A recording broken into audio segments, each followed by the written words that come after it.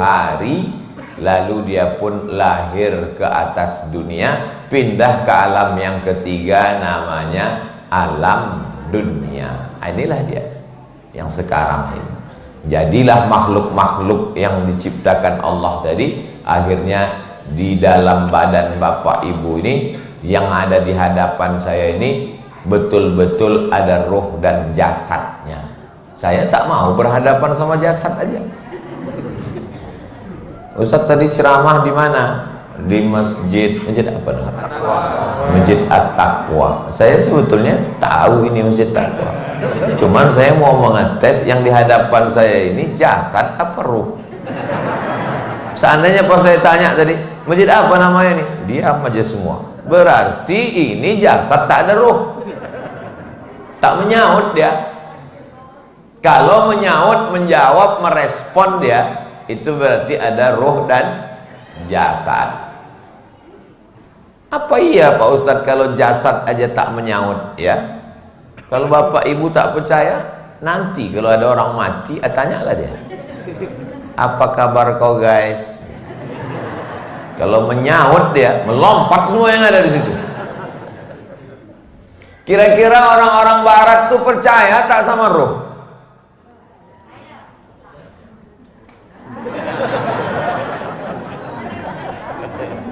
Kira-kira orang barat tuh percaya tak sama ruh?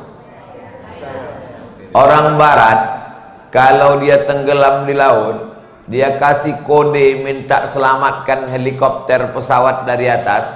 Kodenya namanya SOS. Apa arti SOS?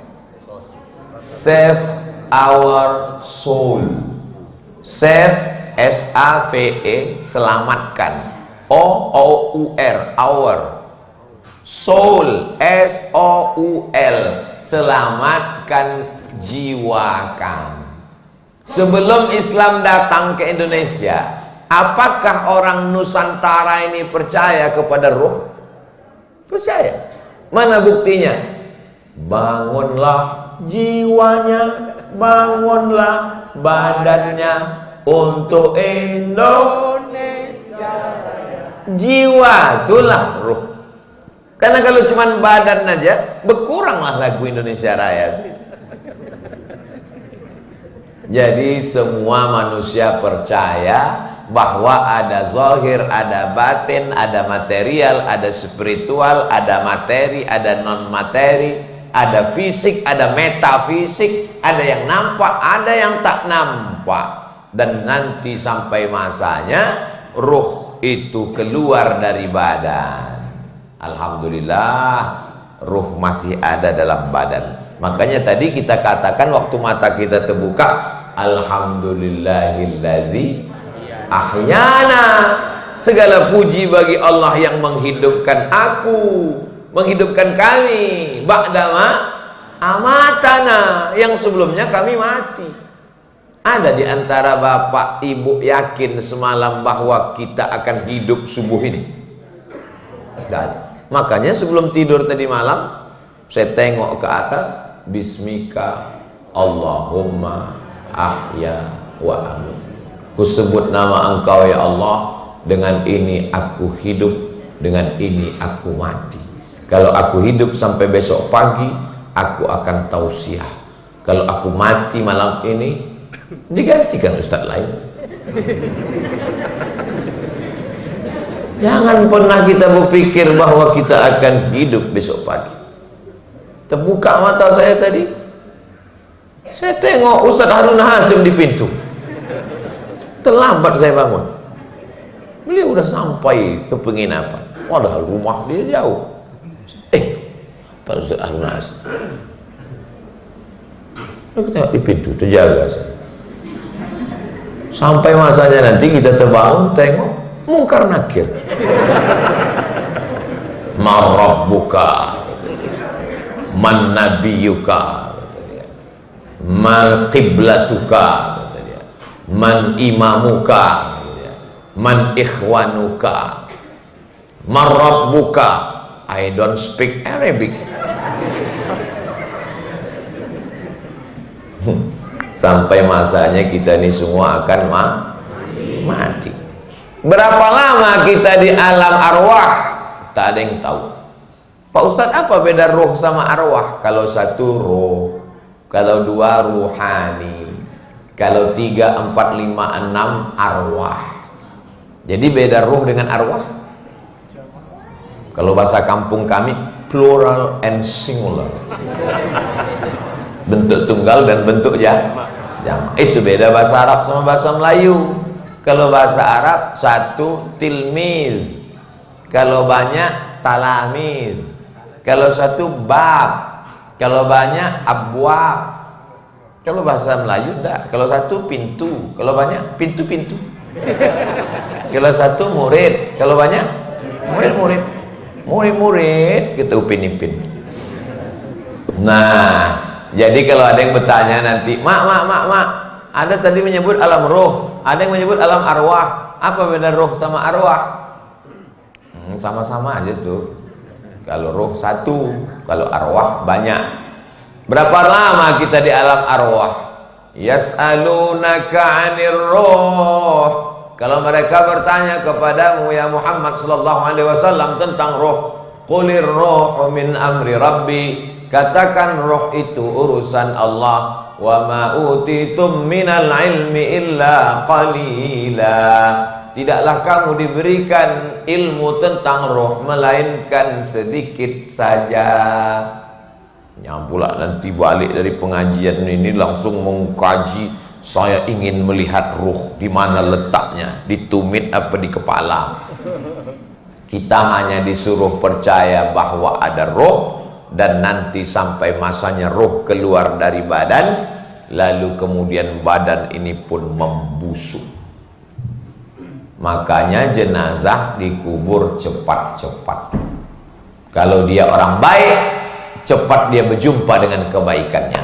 Kalau dia orang tak baik, cepat-cepat kita campakkan beban dari pundak. Jangan sampai jenazah sampai lebih 24 jam, karena akan keluar cairan. Meninggal pagi, kuburkan cepat. Bagaimana kalau meninggal malam? Kuburkan malam itu juga. Banyak sahabat Nabi meninggal malam, dikuburkan malam. Tempat kita kenapa tak dikuburkan malam? Tukang gali kubur tak mau. Pak, bisa gali kubur malam nih? Aku tak mau. Kalau kalian mau, galilah sendiri. Selama ini tak ada kalian pedulikan aku. Tak ada kalian kasih insentif bulanan. Gaji 13 tak kalian siapkan. Sekarang minta pula kalian malam. Gak tahu kalian ini tak ada jam kerja. Ini pulang kalian kan? Besok pagi kalau mau. Datang jam 8.30.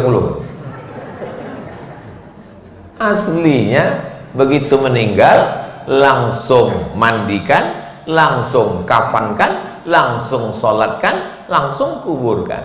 Kalau sudah sampai 24 jam kaku-kaku, 24 jam kali 2, 24 jam kali 3, mulailah yang cairan-cairan yang lembek-lembek membusuk. Mata isinya air busuk, menghitam. Itu hantu hitam. Apa nama itu? Hah? Tahu orang tuh. Lalu kemudian darah ini kan mengalir. Siapa yang mengalirkan darah nih? Allah. Melalui apa? Melalui jantung. Jantung berdegup, berdetak, menyemburkan darah ke otak, ke tangan, ke mata, ke kaki. Itu makanya orang diabetes itu ujung-ujung membusuk karena darah tak sampai. Ujung kaki, ujung jari. Kenapa? Dialah yang paling jauh dari jantung. Jantung berdetak, berdegup. Sini, berdetak. Masih berdetak? Alhamdulillah. Kalau tidak kasih tahu. Kain kapan siap dah. Berdegup. Jantung saya ini bisa saya rasakan. Ini jantung orang yang normal yang tak ada utang. Tapi kalau banyak kredit, nama sakitnya sakit jantung. Kemana Pak Haji yang kemarin selalu kalau pengajian Mendadak dia Pak Ustaz. Mendadak karena sakit jantung. Berhenti dia berdetak. Gol. Mati. Meninggal. Makanya jangan terlalu banyak pikir. Nanti berefek itu sini segala macam teori. Tapi intinya kalau tak mati kata Allah, tak mati. Itulah maka kita selesai sholat katakan la ilaha illallah wahdahu la syarikalah lahul mulku walahul hamdu yuhyi wa yumit. Putus kaji. Habis putus kaji, habis sholat subuh. Yuhyi wa yumit wa huwa ala kulli syai'in. Bendensing peluru di telinga serangan dari Belanda, Jepang, tak mati-mati ya tuh kita orang tua kita. Tapi ada orang menembak main game online mati. Mati. Tak ada pelurunya. Kalau tak mati kata Allah tak mati. Keberanian tak membuat kau cepat mati, pengecut tak membuat lambat mati. Itulah yang membuat nenek moyang kita dulu berjihad melawan Belanda dan Jepang. Takbir! Menang si Pitung melawan Belanda. Maka anak-anak muda ini mesti kita ajarkan bahwa kalau kau tak mati kata Allah, tidak mati. Berapa banyak orang diponis dokter mati, tak mati. Menangis istrinya, abang, kata dokter, tenang ya bu, sabar aja, ini 3 hari lagi selesai.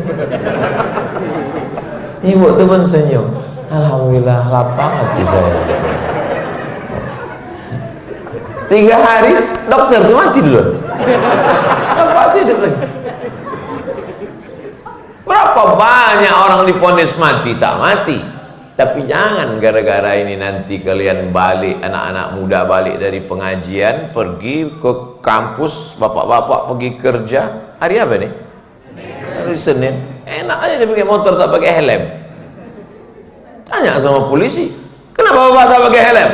Kalau tak mati kata Allah, tak mati pak. Kata pak polisi, memang tak mati tapi kena tilang. Kau pikir kau aja yang ngaji? Aku pun dengar juga pengajian Ustaz Somad tuh, cuman aku tak datang, aku melalui streaming gitu. Kan pikir kalian aja yang ngaji kata polisi. Aku pun selalu nonton dia di YouTube, di channel Ustaz Abdul Somad Official, subscribe, like, and share. Nah, jadi masalah tauhid mati ini mesti putus. Ustaz ingat mati satu hari berapa kali? Paling tidak 3 kali ingat mati. Bangun tidur, oh masih hidup aku. Siang masih hidup. Waktu mau tidur malam, usahakan tidur malam hidung menempel di dinding. Kalau begini susunan tempat tidurnya menempel, karena kita waktu masuk ke liang lahat itu dibuka. Pocong apa kucung?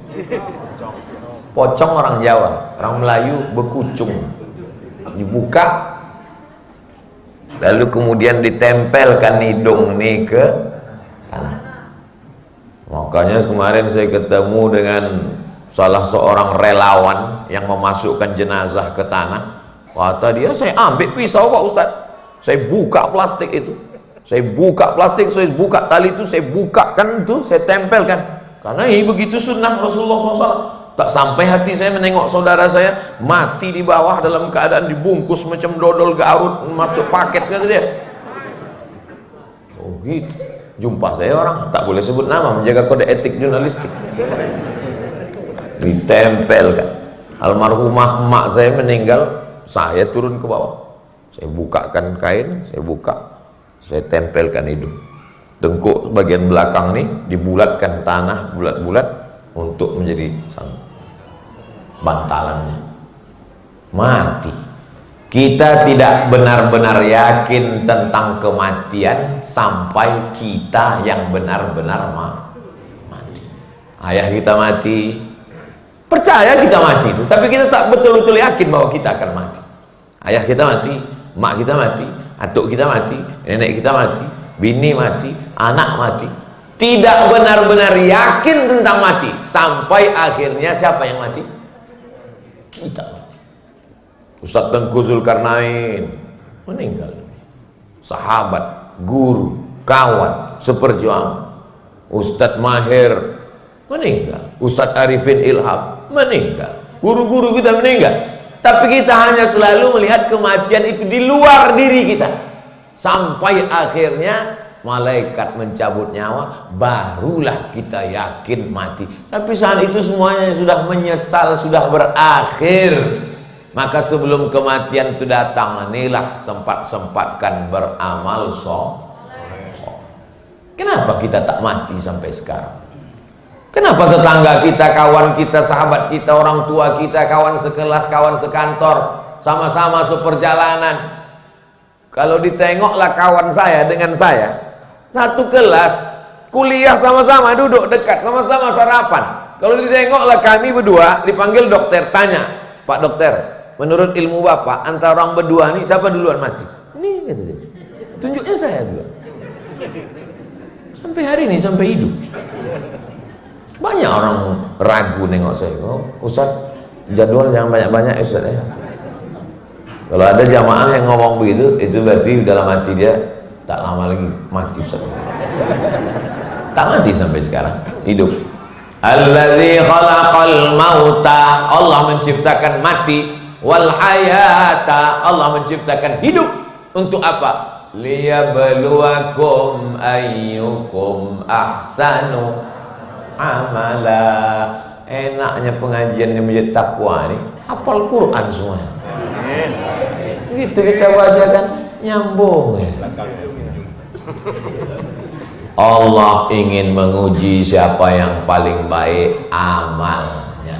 Bangun tadi langsung beramal, alhamdulillahilladzi ahyana ba'da ma amatana wa ilaihi nusyur. Masuk ke toilet kaki kiri, Allahumma inni a'udzubika minal khubuthi wal khaba'is. Membuka pakaian dari kiri dulu, memakai pakaian kanan dulu. Aman, sunnah Rasulullah sallallahu alaihi wasallam. Mandi karena badan berpeluh, berkeringat, biar supaya bersih. Malaikat tak mau dekat orang yang bau-bau. Man akala basolan, siapa yang makan bawang merah, au sauman bawang putih, fal ya'tazil masjidana, jangan dekat-dekat. Fal ya'tazil musallana, jangan dekat-dekat tempat sholat. Makanya Nabi menganjurkan supaya bersiwak. Laula an asyqa ala ummati, kalau tidak memberatkan bagi umatku, la amartuhum bisiwak, kusuruh mereka bersiwak. Mandi, gosok gigi, bersih, rapi, lalu kemudian datang ke masjid. Langkah pertama menghapus dosa, langkah kedua mengangkat derajat. Sampai ke masjid, langkahkan kaki kanan, Allahumma ftahli abwaba rahmatik. Masuk ke dalam masjid, usolli sunnat tahiyatul masjid raka'ataini lillahi ta'ala. Setelah itu berzikir, beristighfar, menunggu azan. Waktu azan menyambut seruan azan, kecuali pada hayya 'alas shalah, hayya 'alal falah, la haula wala quwata illa billah, ditutup dengan doa wasilah. Setelah itu usolli sunnatas subhi raka'ataini qabliyatan. Setelah itu salat subuh. Habis salat subuh berzikir, berdoa. Habis itu mendengar tausiah. Habis dengar tausiah, ketupek gulai paku, nasi uduk, nasi lemak, ayam pop, ayam mati, ayam sungsang. Makan itu pun ibadah juga. Allahumma barik lana fima razaqtana wa qina azabannar. Istirahat mau tidur, tidur itu pun ibadah juga. Bismika Allahumma, jangan dibaca. Mau tidur biasa sudah itu. Tapi kalau ada jamaah yang tidur waktu pengajian, dapat tak pahala? Dapat. Maka kalau ada bapak mau tidur, tidurlah. Tetap dapat pahala. Tertulis dalam catatan malaikat, pengajian, pengajian, pengajian, pengajian. Keterangan, tidur, tidur, tidur, tidur. Belum pernah saya marah menengok jamaah tertidur. Berpuluh tahun ceramah, belum pernah saya, itu apa kalian tidur? Walaupun anak-anak. Karena kalau orang tidur pengajian, masih syukur dia mau ngaji. Orang tahu pengajian, betul? Jangan gara-gara ini tidur pula semua. Jamaah yang dimuliakan Allah Subhanahu wa ta'ala, sampai kapan lagi kita hidup nih Pak Ustadz? Tak ada yang tahu. Wa ma tadri nafsum madza taksibu ghadan. Tak ada yang tahu apa yang akan terjadi besok pagi. Wa ma tadri nafsum bi ayyi ardin tamut. Tak ada yang tahu di mana dia mati. Tapi berpesan untuk mati, baik. Aku kalau mati di Batam, jenazahku jangan kirim ke Pekanbaru. Kuburkan. Jangan pula anyutkan ke Sungai Siak. Karena membawa jenazah ini mahal. Tak usah memberatkan orang. Ini berpesan, kalau aku mati, tolong kirimkan jenazahku ke tempat kelahiranku. Apa tak menangis anaknya semua? Oh, kenapa kalian menangis? Ayah kami meninggal. Ya, ayah orang pun mati juga ya. Kau kenapa menangis? Pesannya Pak Ustadz mesti dibawa ke kampung. Kampungnya di mana? Di Medan. Ninggalnya di mana? Di Papua. Patutlah menangis. Berapa ongkos tiket pesawatnya? Memberatkan. Kalau mau berpesan jangan begitu. Berpesan, ruko yang ada di pinggir jalan itu kupesankan, kuwakafkan untuk Masjid At-Taqwa. Bagus apa tak bagus? Bagus. Apa pula bagus? Ruko itu bukan punya dia. Oh, cepat aja pengurus ini nerima wakaf. Tengok dulu surat-suratnya. Kami di yayasan dah sering kena PHP. Wakafkan tanah ini. Pas dicek di BPN, entah siapa punya suratnya. Nah, sampai pada akhirnya kita pun mati. Sorban ini bukan main. Senang saya pakai sorban hitam. Tadi coklat saya bawa, tak diterima. Ganti hitam. Apa manfaat sorban hitam? Tak nampak dakinya. Insya Allah kemana-mana saya pakai terus. Tapi kalau mati saya dibawa atau tidak sorban? Tinggal. Peci ini hadiah orang dari mana kalau peci merah? Jawara Betawi. Kalau mati tinggal. Baju ini pun hadiah juga orang dari Jakarta. Mereknya apa mereknya? Pokoknya yang mahal-mahal itulah. Tinggal. Sepatu dikasih orang dari Aceh, asli kulit, tak pakai nyambung, berputar ke bawah. Makanya takut betul saya hilang sepatu itu. Semana keadaan aman kan? Dari ujung rambut sampai ke ujung kaki, kalau sudah mati tinggal. Maka prinsip hidup jangan terlalu sayang. Hilangkan rasa memiliki. Karena kalau sudah kuat rasa memiliki, kalau dia hilang, sakitnya tak tertanggungkan. Itu maka ibu jangan terlalu merasa memiliki bapak. Karena kalau sampai bapak itu nanti dilarikan pelakor, gimana ibu? Siap ibu kehilangan bapak? Siap kata orang itu. Apalagi pak, kesempatan.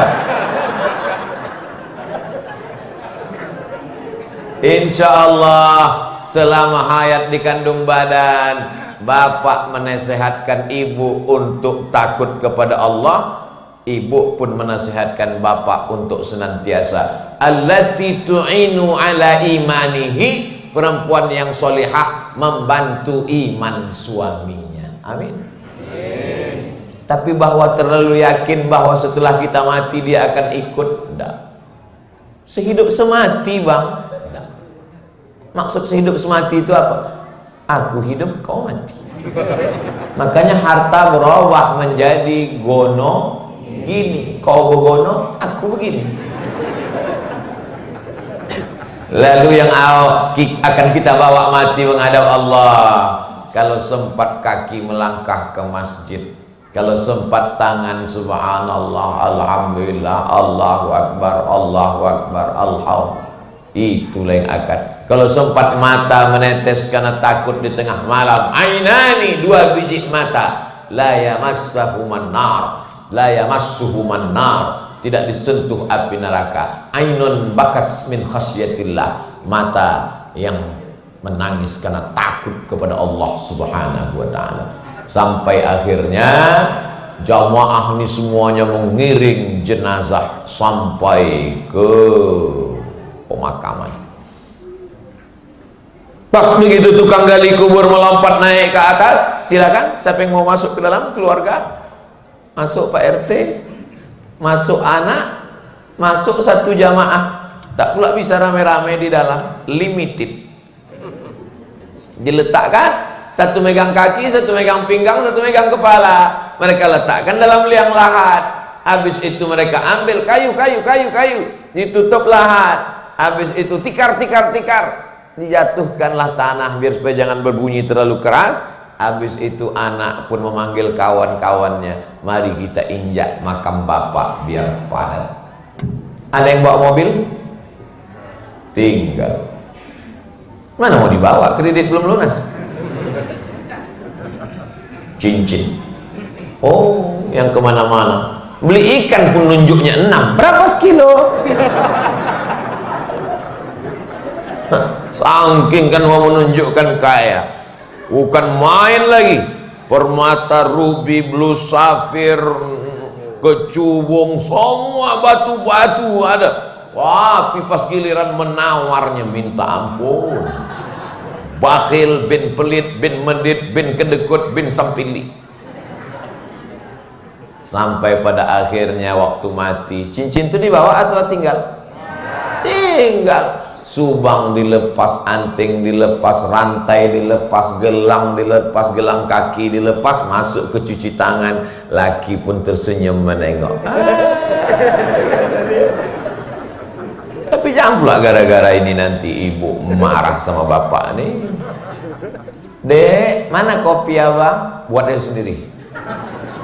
Baru aku paham, patutlah mata kau tajam menengok cincinku selama ini. Udah dijelaskan Ustaz Somad pagi tadi, bukan itu maksud saya. Supaya selama hayat di kandung badan masih bergerak, masih berkedip, masih bercakap, masih menggenggam, masih melangkah, masih mengayun, masih berpikir, masih hidup di atas muka bumi Allah, beramal soleh. Innal insana lafi khusr, rugi. Yang untung siapa? Illal ladzina wa amilus wa tawasaw bil haq wa tawasaw bis sabr. Apakah kita ini beriman? Ya. Asyhadu an la ilaha illallah wa asyhadu anna Muhammadan amanu wa amilus shalihat. Kenapa lebih dulu iman baru amal soleh? Karena orang yang beramal soleh tidak diterima kalau tidak Sekarang orang saya tengok suka-suka hatinya aja. Bisa pula mentahlilkan orang tak Islam. Kau mau kemana? Mau tahlilan? Ke rumah siapa? Ke rumah si An. Yang mati siapa? Si Fulan. Tapi dia tak Islam. Yang penting baik. Mana bisa? Ini sudah roaming, tidak satu server. Fatihah, Qul Huwallah, Yasin, doa hanya sampai kepada aman. Tapi bukan berarti kita memusuhi tetangga kita yang beda agama. Datang sekedar mengucapkan bela sungkawa. Saya ikut bela sungkawa karena sebagai tetangga dia selama ini baik. Tapi kalau untuk berkirim doa, sampai apa tak sampai? Karena syaratnya mesti manu. Ini sekarang orang seenaknya saja.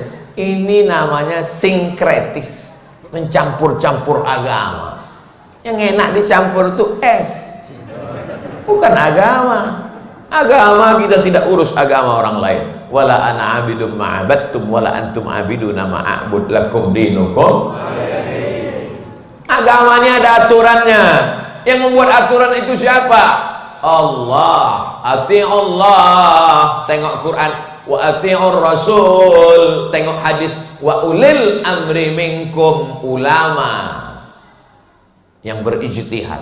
Imam Syafi'i dalam bidang fikih, Imam Asy'ari dalam bidang akidah, Imam Junaid al-Baghdadi, Imam al-Ghazali, Bahauddin an-Naqsyabandi, Abul Hasan asy-Syadzili dalam bidang tasawuf. Ini sekarang orang tak lagi ikut ulama.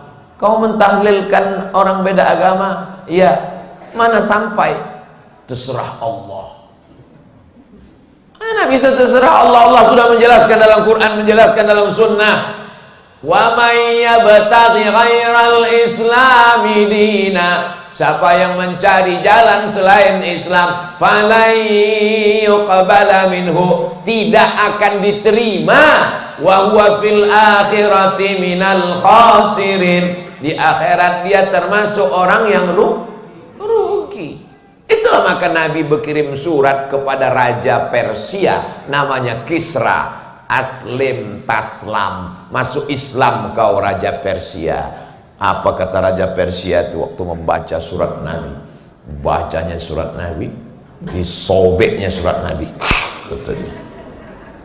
Sampai berita itu ke Nabi, ya Rasulullah, disobeknya suratmu ya Rasulullah. Apa kata Nabi? Mazzaqallahu mamlakatahu, sebagaimana dia menyobek suratku, maka Allah sobeklah kerajaannya, tumbang kerajaan Persia. Padahal waktu itu kerajaan dunia ini yang paling kuat adalah Persia. Baca surat Ar-Rum, ghulibatir Rum, Romawi dikalahkan oleh Persia, tapi kemudian kerajaan Persia hancur berkeping. Di mana Persia itu sekarang? Iran.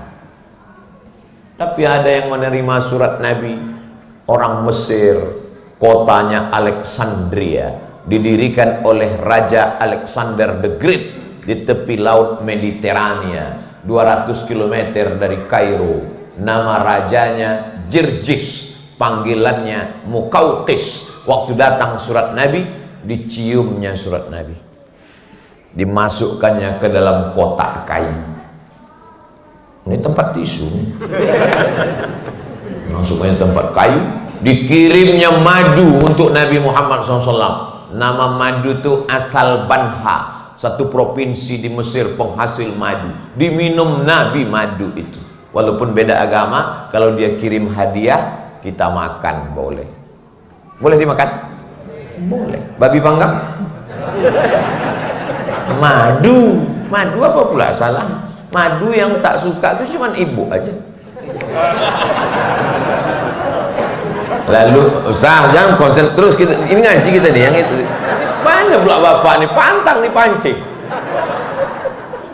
Lalu kemudian dikirimkannya kain untuk Nabi. Kain itu disimpan oleh Nabi. Lalu kemudian dikirimkannya biral. Biral itu lebih besar dari keledai, lebih kecil dari kuda, tunggangan, dipakai Nabi. Dikirimkannya dua perempuan, satu namanya Sirin, satu lagi namanya Maria. Maria itu melahirkan anak Nabi laki-laki namanya Ibrahim, meninggal 18 bulan, makamnya di Baqi di Madinah samping Masjid Nabawi. Ada istri Nabi orang Mesir namanya Maria Al-Qibtiyah. Dikirimi surat raja-raja itu oleh Nabi, aslim taslam, masuk Islam kau, insya Allah kau akan selamat. Inilah dakwah, mengajak orang masuk Islam. Ada pula orang sekarang mengatakan tidak penting akidahnya apa, tidak penting agamanya apa, yang penting baik. Oh, baik penting, tapi kebaikan tidak diterima kalau tidak asyhadu an la ilaha illallah wa asyhadu anna muhammadan. Jadi kalau kita sayang sama tetangga kita, sayang sama keluarga kita, sayang dengan masyarakat kita, mendakwahkan Islam, bukan dengan kebencian, bukan dengan permusuhan. Orang masuk Islam tertarik, kenapa? Karena Islam bersih, karena Islam ini agama yang rahmatan lil alamin. Cemanalah dia mau tertarik masuk Islam? Jalan-jalan dia, belum lagi sholat, baru jalan-jalan, keluar dari masjid hilang sholat. Cemanalah orang mau tertarik masuk Islam? Selesai tabligh akbar, pengajian, botimbun sampah. Itu sampah jatuh. Gimana orang mau tertarik masuk Islam?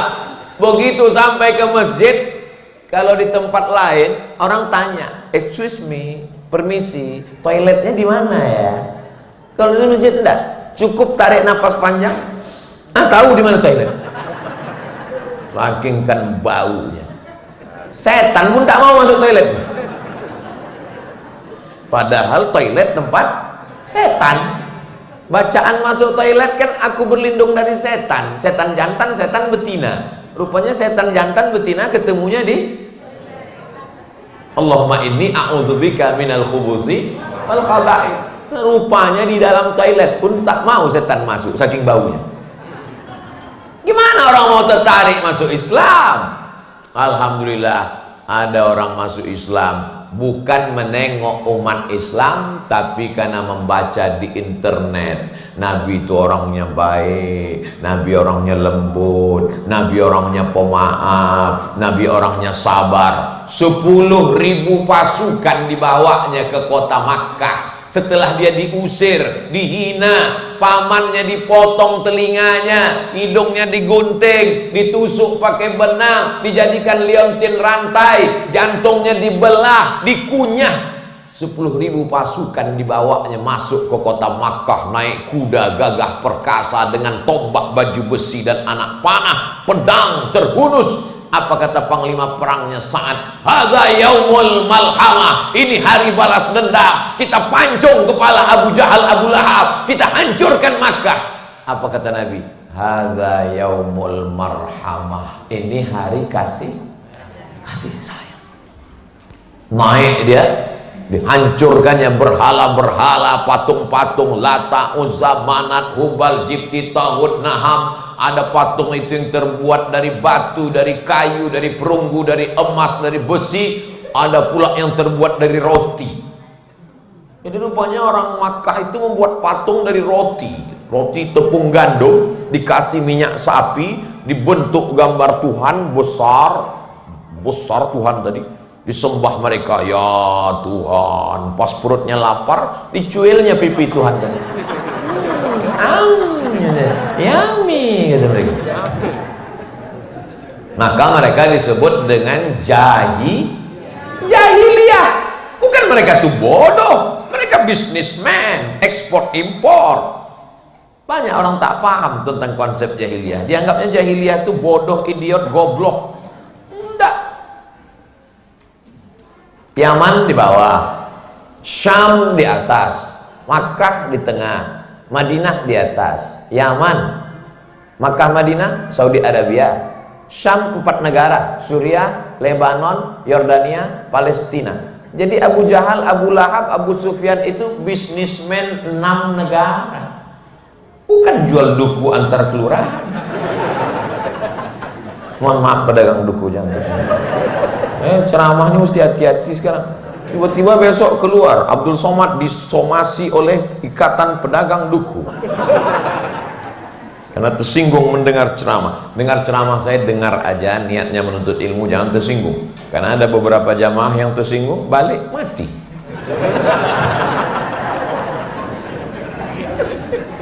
Lalu kemudian Nabi Shallallahu Alaihi Wasallam setelah hancur berhala-berhala itu, dia pun tegak. Menggigillah ketakutan orang Makkah ini. Ini nanti kami dipotongnya lah telinga kami, diguntingnya lah hidung kami, dibelahnya lah jantung kami, dikunyahnya karena kami sudah berdosa mengusir dia dulu 8 tahun yang lalu. Lalu apa kata Nabi? Ilhabu wa antumut tulaqa. Pergilah kamu karena kamu bebas sebebas-bebasnya. Waktu itulah mereka bersyahadat. Kau memang hebat ya Muhammad sallallahu alaihi wasallam. Asyhadu an la ilaha illallah wa asyhadu anna Muhammadan. Turunlah ayat. Idza jaa nasrullahi wal fath. Kalau sudah datang pertolongan Allah dan kemenangan, wa ra'aitan nasa yadkhuluna fi dinillah, maka mereka masuk Islam berbondong-bondong. Kenapa orang tak tertarik masuk Islam? Islam miskin, susah, melarat, banyak utang. Mudah-mudahan utang kita dibantu Allah untuk lunas. Banyak juga yang berutang nih. Orang sekarang semua utang, panci utang, rice cooker utang, mesin cuci utang, jilbab pun belum lunas. Satu-satunya yang lunas di rumah itu cuman bini. Karena kata Pak Kua, dibisikkannya ke Kua, Pak Kua boleh utang tunai. Aku terima nikahnya dengan sebentuk cincin emas tunai. Seumur-umur saya jadi saksi nikah belum pernah lagi Pak Kua aku terima dengan sebentuk cincin emas kredit DP 30%. Sampai akhirnya kita mati. Kawan ketawa banyak, kawan menangis sedikit, kawan mati sendirian. Masuk orang kembar pun berdua dalam rahim tak mau mati berdua. Akhirnya kita menghadap Allah sendirian, yang menolong kita sholat, baca Quran, paksa-paksakan duha, paksa-paksakan tahajud, paksa-paksakan baca Al-Kahfi malam Jumat, paksa-paksakan bertasbih. Afdalul zikri fa'lam annahu la ilaha illallah, la ilaha illallah. 1, 2, 3, 4, 5, 6, 7, 8, 9, 10, 11, 12, 13, 14, 15, 16, 17, 18, 19, 20. 10 satu kali genggam 20, 20, 20. Kalau tak punya tasbih, banyak orang Islam ini punya tasbih, tapi yang bertasbih mobil. Lagi banyak mobil itu masuk surga nanti. Yang punya mobil masuk neraka. Yang enak azan sekarang handphone azan 1 hari 5 kali. Nama handphonenya smartphone. Yang punya bodoh. Terbalik-balik udah dunia ini. Makanya kita sadar bahwa dunia ini akan berakhir. Yang kaya jangan bangga karena harta tak lama. Yang sakit jangan sedih karena penyakit akan berakhir dengan kematian. Yang punya kekuasaan jangan sombong karena kuasa tak lama. Yang rakyat jelata jangan terhina karena penderitaan juga akan berakhir dengan kematian. Kematian itu adalah istirahat bagi orang-orang yang lelah. Makanya selalu kita katakan, kita antar ke peristirahatan yang kata siapa? Marilah kita antar jenazah ini menuju peristirahatan yang terakhir. Apakah jenazah ini baik? Baik. Kata siapa baik? Tak pernah ke masjid. Ke masjid cuma 2 kali. Akad nikah sama jenazah. Tapi insya Allah jamaah at-taqwa ini baik-baik semua. Kadang pengajian di masjid itu yang datang tidak pula orang dekat masjid itu. Dia pun tak saling kenal. Kau daerah sini? Dari mana? Aku pemain naturalisasi. Pada akhirnya kita pun akan mati. Yang sombong-sombong angkuh mengejek-ngejek orang ke masjid. Hayya 'alas salam.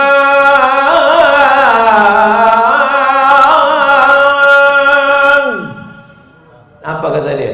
Kau aja duluan lah. Tapi begitu dia mati, Pak Imam tuh baik imam. Apa kata imam? Masukkan jenazah. Waktu masih hidup tak mau bersalaman sama imam. Jenazah diletakkan di emperan, orang sholat di dalam. Setelah selesai sholat, apa kata imam? Masukkan jenazahnya.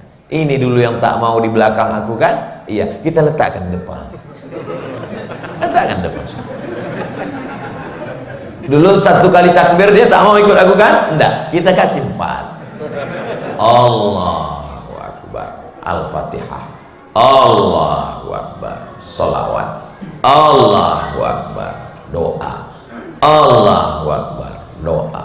Kenapa cepat betul Pak Imam? Diskon, minimalis.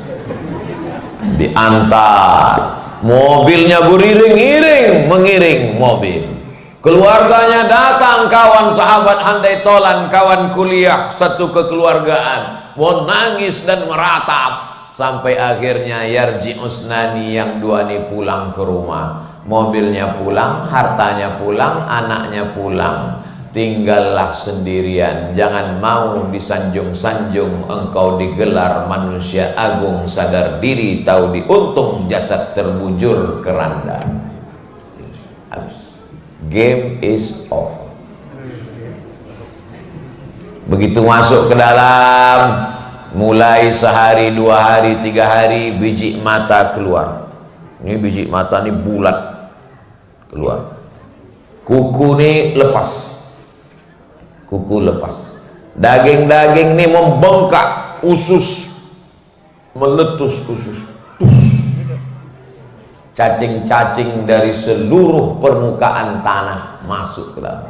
Apa kata cacing? Brownies, brownies, brownies, brownies. Maka yang selama ini suka menyiksa cacing, hati-hatilah kalian. Ambil cacing.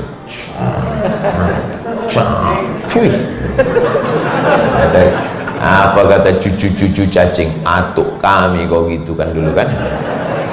Tengoklah sampai masanya kau nanti akan disantap oleh cacing. Hidup di atas tanah, diciptakan dari tanah, berjalan di atas tanah, akan masuk mati ke dalam lubang tanah dan akan menjadi santapan cacing. Tapi jangan gara-gara ini yang mancing jadi takut, tetap aja mancing. Cuman pas ngambil cacing tuh, wah ingat aku Ustaz Somar itu. Kita semua akan mati. Coba tengok, warnanya warna tanah. Di dalam balik kulit ini ada darah, ada pembuluh-pembuluh, ada di dalamnya darah. Sampai masanya darah itu membeku, dan kalau sudah membeku menjadi nanah, tengoklah bisul, sampai akhirnya dia hanya akan menjadi santapan belatung. Lambat laun daging-daging habis jadi tulang, tulang-tulang itu pun juga rupanya habis, rambut-rambut pun habis. Tapi ada satu yang tak hancur, tulang belakang paling ujung sebesar ibu jari, azmuz zanab. Innama amruhu idza arada syai'an ayyakula lahu kun. Bangkit balik, hidup macam semula. La yadkhulul jannata ajuzun. Nenek-nenek tak masuk surga. Menangislah nenek-nenek sudah tua. Kenapa kau menangis? Karena kata Nabi nenek-nenek tak masuk surga. Nabi tersenyum. Bukan itu maksudnya. Orang tua waktu masuk surga muda balik jadi umur 30-33. Macam mana umur 30-33 itu Pak Ustaz? Ya macam-macam saya ini lah. Kenapa ibu bapak macam tak percaya? Belum ada uban. Banyak orang sekarang anggota. Kau di mana? Aku KPU. KPU yang kantor pemilihan umum. Enggak. Jadi apa? Kepala penuh uban. Aku sudah lama meninggalkan dunia hitam nih Pak Ustaz. Sampai akhirnya kita akan mati menghadap Allah Subhanahu wa taala. Kalau sempat menghatamkan Quran, kalau sempat membangun masjid at-taqwa, kalau sempat berwakaf, berzakat, berinfak, bersedekah, kalau sempat beramal soleh. Adapun masa muda bergelimang dosa, jangan takut, jangan khawatir, masih ada pintu taubat nasuha. Ya ayyuhalladzina amanu, wahai orang beriman, tubu ilallah, bertaubatlah kamu taubatan nasuha. Jenazahnya laki-laki, Allah maghfir lahu. Jenazahnya perempuan, Allah maghfir lahu. Jenazahnya laki-laki, yang memandikan laki-laki. Jenazahnya perempuan, yang mandikan perempuan. Muncul masalah, jenazahnya lady boy, mukanya lady, kakinya siapa yang memandikan? Kaedahnya man lahu zakarun fahuwa muzakkarun. Itu kaedah. Begitu kata guru kami dulu di kelas. Man lahu zakarun fahuwa muzakkarun. Siapa, siapa yang punya zakar maka dia laki-laki. Siapa yang punya pistol maka dia laki-laki, walaupun tak meletus. Sekarang banyak yang bingung ini, bagaimana nih jenazahnya Pak Ustadz, mukanya perempuan, dia laki-laki, tapi dia sudah operasi. Dulu asalnya balik kepada asal. Tidak bisa diurus oleh perempuan. Yang nanti latah perempuan mau memandikan jenazah. Ini sekarang saya tengok dunia ini seenak orang aja. Agama, kalau mobilnya rusak dibawanya ke bengkel. Kalau AC rusak dibawanya servis AC. Kalau jamnya rusak dibawanya ke toko jam. Tapi untuk urusan agama urusan saya dengan Tuhan. Kalau naik pesawat dipercayakannya kepada pilot. Kalau naik taksi dipercayakannya kepada supir mana tujuan. Tapi kalau masalah agama tak percaya dia kepada ulama. Ustadz itu manusia. Masalah agama adalah urusan personal kita dengan Tuhan. Biarlah buat apa saja. Mudah-mudahan Tuhan. Apa ini? Orang mesti belajar agama. Orang mesti mengerti mana halal, mana haram, mana rukun, mana syarat, mana wajib, mana sunnah. 7 tahun orang mondok di pesantren. Habis itu baru kuliah S1. Habis itu kuliah S2. Habis itu S3. Menulis disertasi. Baru dia bisa bicara tentang agama. Ini sekarang orang enak saja bicara agama sesuka hatinya menurut hawa nafsu. Tak bisa. Fas'alu ahla dzikri in kuntum la ta'lamun. Tanya orang berilmu, alim ulama kalau kamu tidak tahu. Alhamdulillah kita masih mau mengaji, masih mau pengajian, masih mau menuntut ilmu. Mudah-mudahan kita istiqomah iman dan Islam. Wala tamutunna illa wa antum, jangan mati melainkan dalam keadaan muslim. Apalagi ini masjid ini di tengah perumahan yang padat penduduk. Masjidnya pula tak bisa lagi dibuat ke samping karena terbatas tanah. Akhirnya naik ke atas sesuai dengan yang kita tonton di TV. Pertumbuhan itu ke atas, bukan ke samping. Laki-laki di bawah, perempuan dibuat di lantai atas. Bagus supaya tak campur aduk. Karena kalau masjid itu dibagi dua, di depan laki-laki, perempuan di belakang. Anak-anak lajang suka di belakang. Pas pula kain tirainya itu pendek. Ada anak gadis itu, bunyi aminnya pun lain. Ghairil maghdubi alaihim waladdallin, kata imam. Dia di belakang, amin. Tapi udah mau dia ke masjid, alhamdulillah. Anak muda ada, imamnya pun tadi anak muda, anak kecil ada, orang tua usah tanya lagi. Udah tua tak juga ke masjid, malaikat maut udah sejengkal lagi datang. Bapak ibu-ibu ada, ustadz pun fokus dia ceramah. Kenapa? Karena tak ada perempuan. Ada kadang ustadz ini ceramah asik nengok ke belakang. Ustadz Somad lah itu sering jalan ceramah. Saya ini udah tua, mata saya ini tak jelas, udah ragu. Tak lagi bisa membedakan mana nenek-nenek, mana anak gadis. Ramah aja udah nampak. Masjidnya pakai AC, tenang, kita ceramah. Kadang ustadz ceramah asik mengelap keringat. Adapun nanti kita mati menghadap Allah. Masjidnya tenang. Jam dinding tepat. Nah, tahu saya bahwa saya sudah ceramah 60 menit. Bagus nih. Kadang saya ceramah di masjid 3 dipasang jam, kanan 1, kiri 1, belakang 3-3nya habis baterai. Suara pun mantap, sound system menggelegar, tak terlalu susah mengeluarkan suara. Pakai tiang pula. Kadang ada masjid ini tahu gak tiang, pegang. Sakit tangan, harus pijit-pijit. Mantap masjid nih, cantik. Bagus nih masjid nih. Kadang ada di masjid itu pakai meja tutup ke bawah. Tanah menggaru-garu ke bawah. Dan ini kan nampak jelas bersih. Maksud saya Bapak Ibu yang pengurus masjid, tirulah Masjid At-Taqwa. Ada pula mau kena, di mana tahu ada musafir yang datang mau sholat tak ada telekungnya, ada. Kadang ada masjid itu satulah mau kena, bawah putih, atas hitam. Hilangan. Orang tuh tak ada membawa kain panjang, itu juga ada dipakai. Habis selesai sholat, napas pun putus. Selama sholat tuh menahan napas.